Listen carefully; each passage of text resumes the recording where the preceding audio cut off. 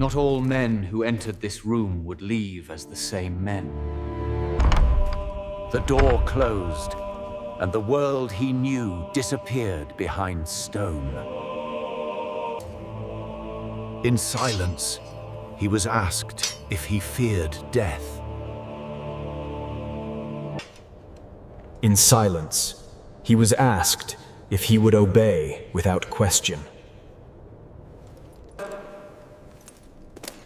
A man who owned nothing could never be controlled by kings. They knelt, not before a king, but before God. Their oath was not for glory, but for sacrifice. Poverty, obedience, and silence became their new life. The white cloak was not honor. It was a warning. From this night on, they belonged to the Order.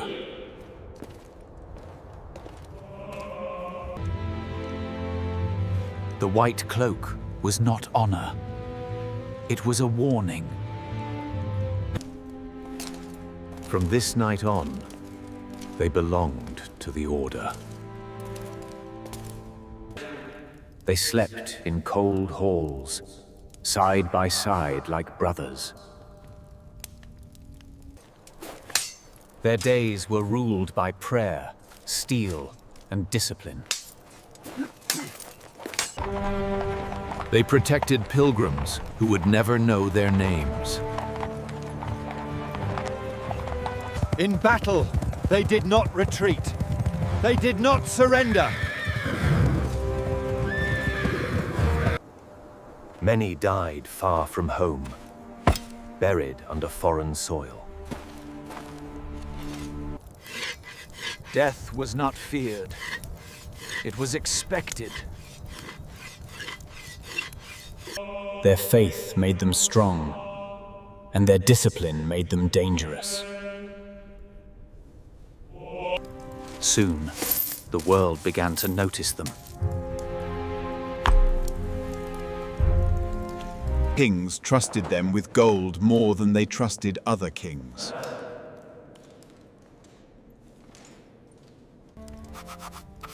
The Order became rich, but the men remained poor.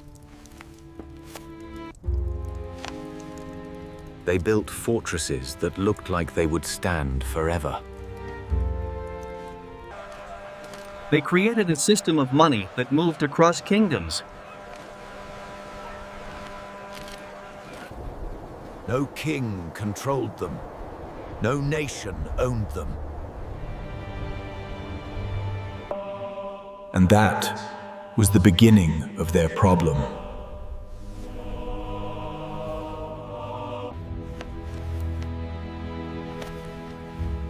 Power always attracts fear.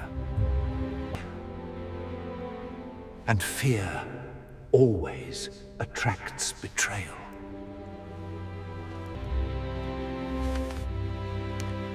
Somewhere in France, a king began to worry. A king can forgive an enemy, but never a debt.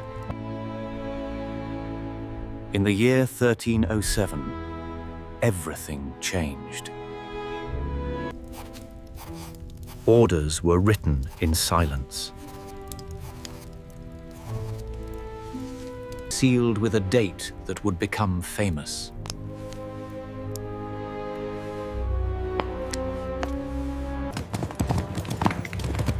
Messengers rode through the night across France.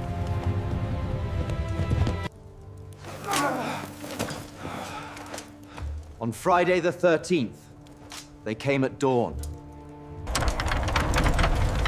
The men who had fought for God were now called enemies of God. They were arrested without a battle.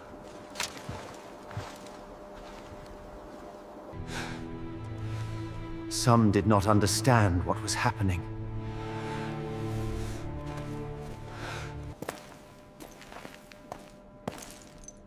Some understood immediately. By sunset, hundreds were in chains. The prison was colder than any battlefield.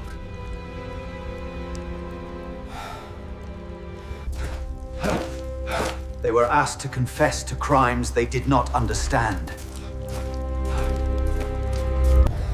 Pain became the language of truth.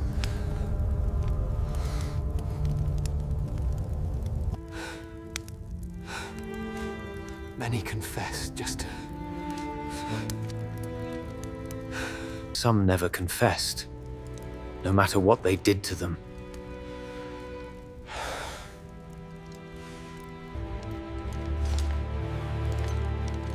The trial was decided before it began. The Pope did not fight the king.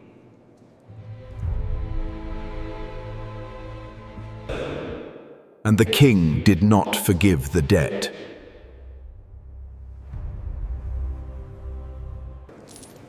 Their leader was brought in last.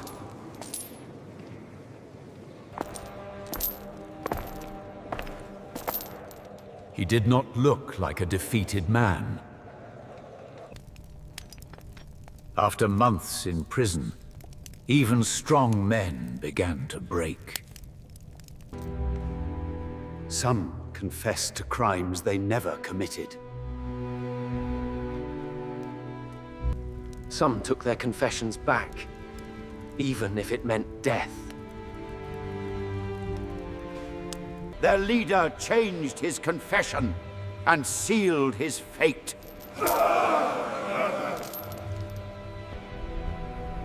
In 1312, the Order of the Temple was destroyed.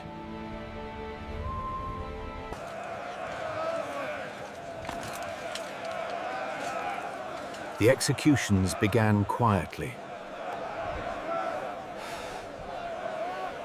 There were no battles left to fight. Only the long wait for death.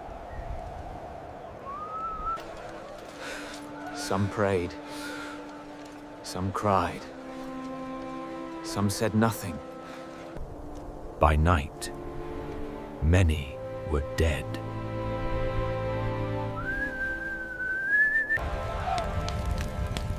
"7 years after the arrests, the last leader stood alone. He was offered life if he confessed again.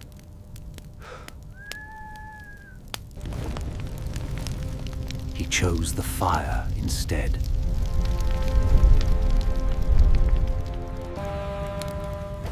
Witnesses said he died without fear. And with his death, the order disappeared.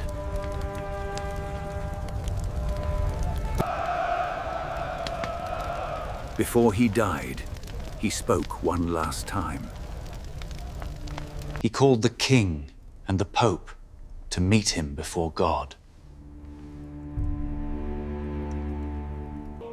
Within a year, both men were dead.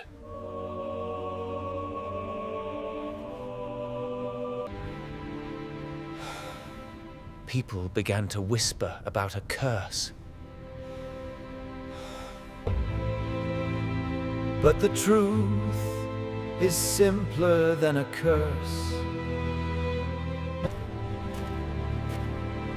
The Knights Templar did not disappear in a single day. Their buildings remained, but their names were erased.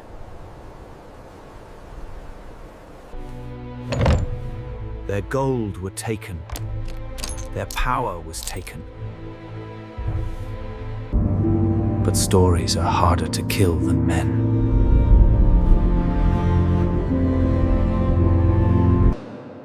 And that is why we still remember their name.